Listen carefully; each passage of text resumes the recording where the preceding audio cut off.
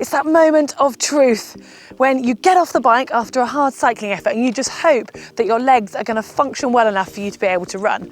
Now, we expect our bodies to go from sitting down, predominantly using the large muscles in our legs, to suddenly being upright and holding our body weight and propelling us forward at our usual running pace. But without practice and preparation, it can go horribly wrong. So if you follow this guide, you'll be able to avoid that nasty feeling of lead jelly legs and perfect running off the bike.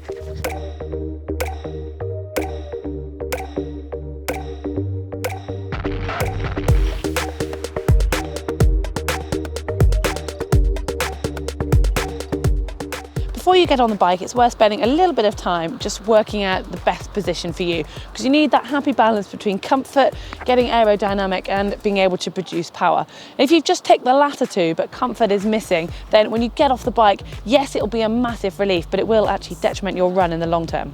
Well, this is where triathlon bikes come into their own, as they allow you to find that perfect position. But if you're on a road bike using aero bars, then you can raise your seat a little bit and bring the saddle slightly forwards to help. Now, there's no proven perfect cycling cadence when it comes to running off the bike, but there is a general consensus, and one that I find most comfortable, and that is to try and match your cycling cadence to your natural running cadence. So if, like me, you run at around 85 strides per minute, then you want to cycle at about 85 RPM to make that transition to running feel more natural.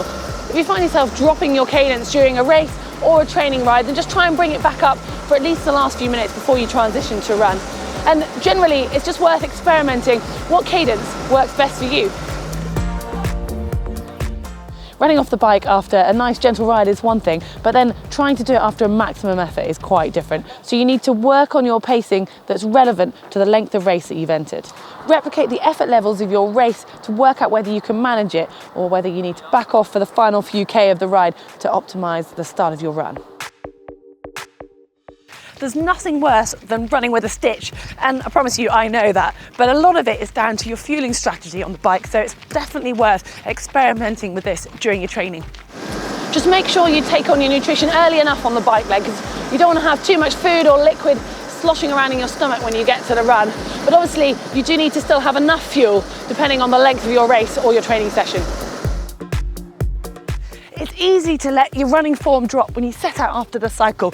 Your hip flexors are likely to be tight, and you can find yourself in a bit of a hunched position, doing more of a shuffle than a run. So concentrate on your form, get your shoulders upright and open, as this will automatically help open up your hips, and it will make your running stride efficient and longer.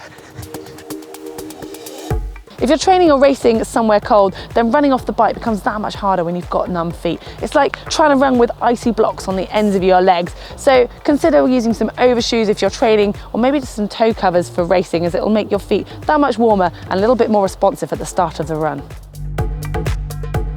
As with anything, practice makes perfect, so make sure your training includes some brick sessions.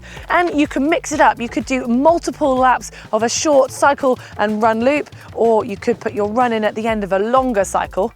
Or if you want to work more on intensity, then maybe consider training indoors, especially for the cycle, but maybe even the run, as it's an efficient way to work on this transition. Practicing running off the bike at different paces and cadence is useful, but do make sure you also include sessions that replicate your race day effort.